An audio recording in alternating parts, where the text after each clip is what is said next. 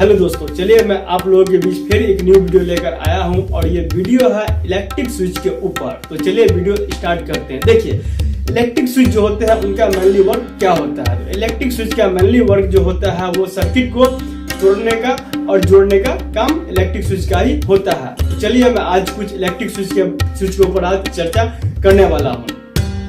तो पहला जो स्विच होते हैं वो होते हैं one way switch. One way switch में क्या होते हैं, दो टर्मिनल होते हैं और ये मुख्य जो होते हैं वो वायरिंग के लिए ही काम करते हैं। चाहे वो आप अंडरग्राउंड वायरिंग कीजिए या ओपन वायरिंग कीजिए। ये आपको दो टाइप में आते हैं। पहला तो होते हैं जो सरफेस टाइप में आते हैं। सरफेस टाइप स्विच जो होते हैं वो क्या होते हैं, बोर्ड के ऊपर से ही टाइट होते हैं। और दूसरा जो आते हैं वो आते हैं फ्लश या पैनो टाइप में। फ्लश और पैनो टाइप के स्विच जो आप देखेंगे तो वो स्विच जो होता है पीछे से खुला हुआ रहता है, यानी उसमें ढक्कन नहीं होता है। जो बोर्ड के जो खांचा बना रहता है उसमें वो स्विच का उपयोग होता है। और दूसरा जो स्विच होता है वो होता है two way switch. Two way switch जो होता है जिसमें तीन टर्मिनल होते हैं और इनका मुख्य उपयोग जो होता है वो किसी भी सर्किट को दो जगह से कंट्रोल करने के लिए जो होता है वो टू वे स्विच का उपयोग किया जाता है। जनरली इसका उपयोग जो होता है वो आपको सीडी के वायरिंग में किया जाता है। सीडी के वायरिंग में जनरली टू वे स्विच का उपयोग किया जाता है, जो फ्लश और पैनो टाइप में आता है, जो 5 एम्पियर से लेकर 15 एम्पियर के बीच में आता है, जिनका उपयोग मेनली वायरिंग के लिए किया जाता है। अगला स्विच जो होता है वो होते हैं ग्रिड स्विच। ग्रिड स्विच जो होता है वो छोटे आकार के होते हैं, जिनका उपयोग जो होता है जो छोटे मोटे उपकरण जो होते हैं जिनको एक स्थान से दूसरे स्थान तक ले जाते हैं उनमें उपयोग होते हैं। जैसे ग्राइंडर मशीन हो गया, मिक्सर मशीन हो गया, जिससे जो हम छोटे जगह से इधर से उधर ले जा सकते हैं, उसमें ये ग्रिड स्विच लगा होता है।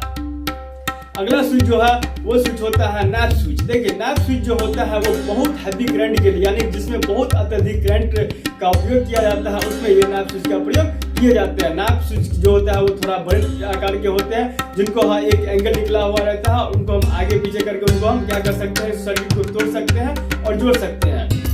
अगला जो स्विच के बारे में बताने जा रहे हैं वो स्विच है पुश स्विच। देखिए, पुश स्विच का उपयोग जो होता है जनरली क्या होता है, ड्यूअल घंटी, यानी कि घंटी जो लगे रहते हैं उसको हम बजाने के लिए क्या करते हैं, यानी बजाने के लिए क्या करते हैं, उसमें हम बेल स्विच का प्रयोग करते हैं। बेल स्विच जो होता है वो क्या होता है, पुश अप होता है, यानी उसको टिपेंगे तो सर्किट ऑन हो जाएगा और अपने आप क्या हो जाएगा सर्किट, जब उसका टाइमिंग खत्म हो जाएगा तो सर्किट क्या होगा, अपने आप टूट जाएगा। अगला स्विच के बारे में जो बताने जा रहा हूँ वो स्विच है रोटरी स्विच। रोटरी स्विच क्या होता है, रोटरी स्विच होता है घूमने वाला स्विच होता है, यानी कि इस तरह उसको हम क्या कर सकते हैं, अबेट कर घुमा सकते हैं और इस तरह क्या से उसके वोल्टेज को हम अप डाउन कर सकते हैं या करंट को हम अप डाउन कर सकते हैं या उसके रेजिस्टेंस को अप डाउन कर सकते हैं, यानी कि जहाँ जिस तरीका का उपयोग हो सकता है हम वहाँ कर सकते हैं। तो जनरली रोटरी स्विच जो होता है वो क्या होता है, घूमने वाला स्विच होता है और इनका उपयोग जो होता है मैंने आपको स्टेबलाइजर हुआ और फैन रेगुलेटर हुआ, यानी कि जहाँ हमको वोल्टेज को बढ़ाने का, घटाने का या करंट को घटाने का, बढ़ाने का या किसी भी चीज को बढ़ाने या घटाने का काम जहाँ हमको करना होता है वहाँ क्या करते हैं, वहाँ हम रोटरी स्विच का प्रयोग करते हैं। और अगला स्विच के बारे में हम बताएंगे वो स्विच है आपको हैंगिंग स्विच। हैंगिंग स्विच क्या होता है, लटकाने वाला स्विच होता है, जिसको पेंडेंट स्विच भी कहा जाता है। जनरली इसको बेड स्विच भी कहा जाता है। आदमी अक्सर अपने सुविधा अनुसार क्या होते हैं, इस स्विच को लगाते हैं। ये पूर्णतः बंद टाइप के होते हैं और इसमें से क्या होते हैं कि हम तार को निकालते हैं